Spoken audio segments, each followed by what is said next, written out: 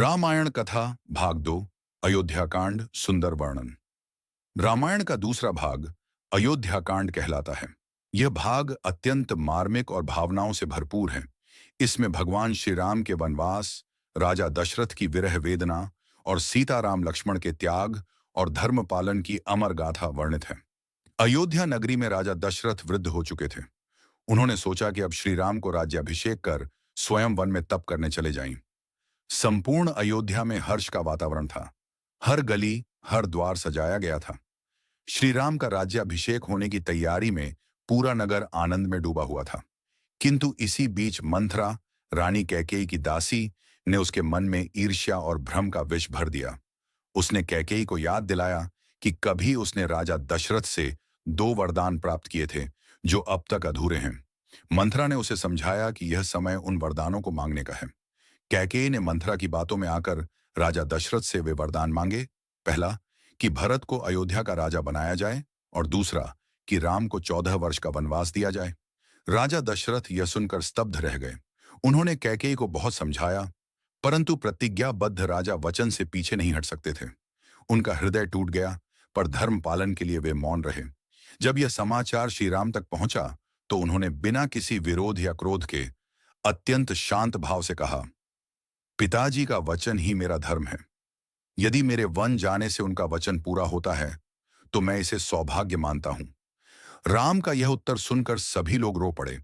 माता कौसल्या, लक्ष्मण और सीता जी अत्यंत व्यथित हुए। लक्ष्मण ने कहा कि वे राम के बिना जीवित नहीं रह सकते और उन्होंने भी साथ चलने का निश्चय किया। सीता जी ने पति धर्म का पालन करते हुए वन जाने का आग्रह किया। जहां आप रहेंगे वही मेरा अयोध्या है, वही मेरा स्वर्ग है। अंततः तीनों वन गमन के लिए तैयार हुए। प्रजा और नगर के लोग विलाप करने लगे। सभी राम को रोकना चाहते थे, पर मर्यादा पुरुषोत्तम राम ने धर्म का पालन करते हुए अयोध्या छोड़ दी।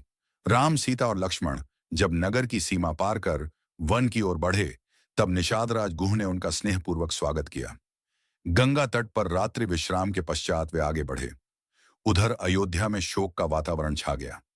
अपने प्रिय पुत्र के वियोग में राजा दशरथ की आत्मा व्यथित हो उठी। वे राम का नाम लेते लेते स्वर्ग सिधार गए। इधर भरत और शत्रुघ्न ननिहाल से लौटे। जब उन्हें यह दुखद समाचार मिला तो भरत का हृदय ग्लानि और पीड़ा से भर गया।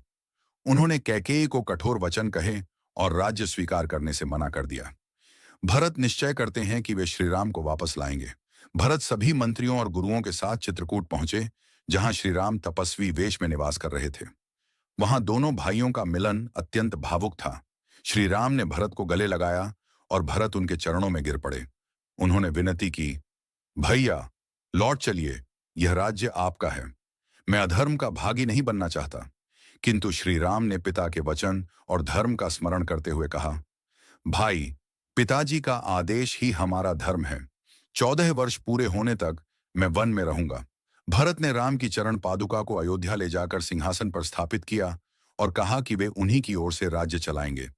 इस प्रकार भरत ने अयोध्या को राम के चरणों का प्रतीक बना दिया और स्वयं नंदीग्राम में तपस्वी जीवन व्यतीत करने लगे। अयोध्या कांड त्याग, प्रेम और मर्यादा की अद्भुत कथा है। इसमें श्री राम का आदर्श चरित्र झलकता है, जहां पुत्र का धर्म, पत्नी का स्नेह, भाई का प्रेम और राजा की प्रतिज्ञा एक दिव्य समरसता में मिलते हैं। यह भाग हमें सिखाता है कि सच्चा धर्म केवल पूजा या वचन नहीं, बल्कि अपने कर्तव्य और वचन का पालन है, चाहे वह कितना भी कठिन क्यों न हो। निष्कर्षतः अयोध्या कांड मानव जीवन की उन भावनाओं का प्रतीक है जो हमें सिखाती हैं कि त्याग में ही सच्चा सुख है और मर्यादा में ही जीवन की श्रेष्ठता निहित है। श्री राम का यह आदर्श आज भी प्रत्येक मानव के लिए प्रेरणा स्रोत है कि धर्म मार्ग पर चलने वाला कभी पराजित नहीं होता,